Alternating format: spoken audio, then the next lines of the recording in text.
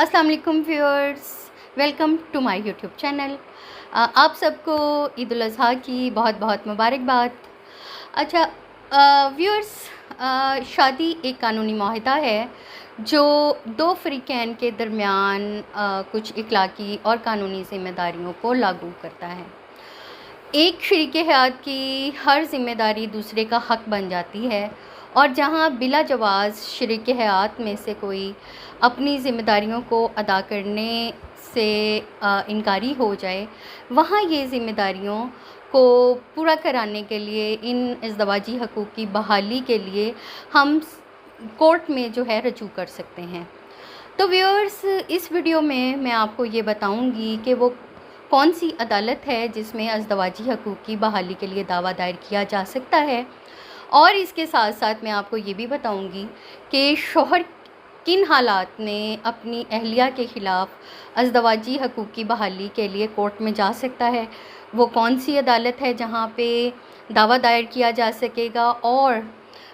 जो अज़दवाजी हकूक़ की बहाली का दावा अगर डिग्री हो जाए तो शौहर को क्या फ़वाइद हासिल हो सकते हैं। व्यूअर, सबसे पहले तो मैं आपको ये बताती चलूँ कि वो कौन सी अदालत है जहाँ हस्बैंड की तरफ से अपनी अहलिया के ख़िलाफ़, अपनी बीवी के ख़िलाफ़ अज़दवाजी हकूक़ की बहाली के लिए दावा दायर किया जा सकता है। व्यूअर्स, ये जो फैमिली कोर्ट्स हैं वही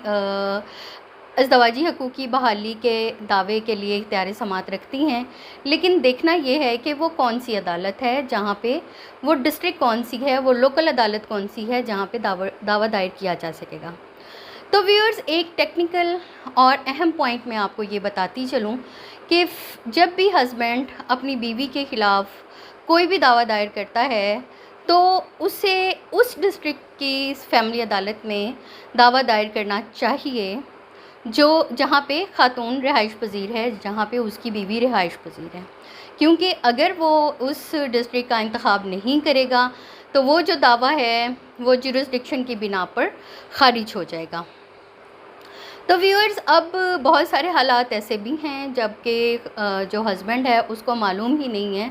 कि उसकी जो बीवी है वो कहाँ पे रिहाइश पज़ीर है, या उसने अगर रिहाइश तब्दील कर ली है तो ऐसी सूरत में क्या होगा। ऐसी सूरत हाल में जो हस्बैंड है वो बीवी का जो भी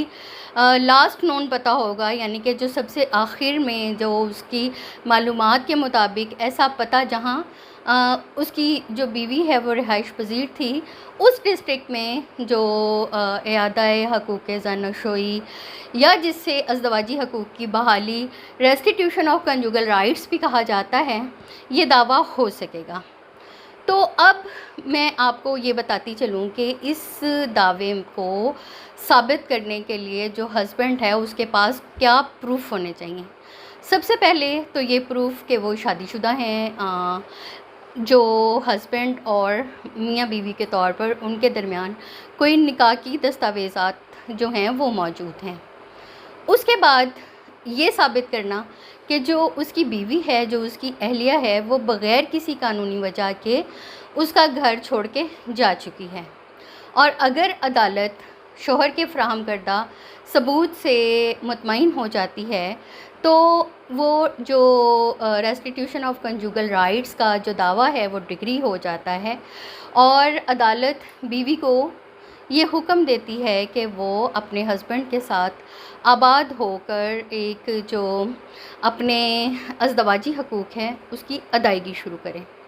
अच्छा, अभी हम ये देखते हैं कि अगर जो वाइफ़ है वो फिर भी कोर्ट की डिग्री के बावजूद अगर इनकार कर देती है कि वो अपने हस्बैंड के साथ फिर भी नहीं आबाद होती, तो ऐसी सूरत में जो हस्बैंड है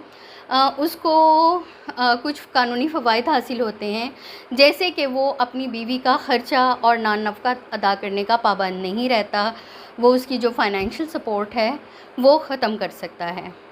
उसके साथ साथ एक और कानूनी फ़ायदा जो हस्बैंड को होता है वो ये कि वो चेयरमैन यूनियन काउंसिल को अप्लाई कर सकता है कि वो दूसरी शादी जो है वो उसकी इजाज़त दे।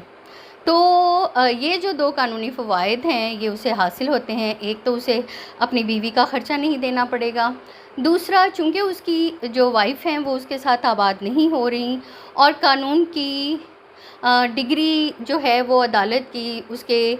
باوجود بھی وہ اپنے ہسبینڈ کے ساتھ چونکہ آباد نہیں ہو رہی، تو پھر جو ہے ہسبینڈ کو یہ حق حاصل ہو جاتا ہے کہ وہ یونین کونسل کو اپلائی کرے اور چیئرمین یونین کونسل سے باقاعدہ تحریری اجازت نامہ حاصل کرنے کے بعد وہ دوسری شادی کر سکتا ہے۔ تو ویورز، قانونی معاملات سے آگاہ رہیے، میرے چینل کو دیکھتے رہیے، اور مجھ سے رابطے کے لیے آپ ہیلپ لائن کا نمبر استعمال کر سکتے ہیں۔ بیرون ملک مقیم پاکستانیوں کے لیے یہ نمبر واٹس ایپ پہ بھی موجود ہے۔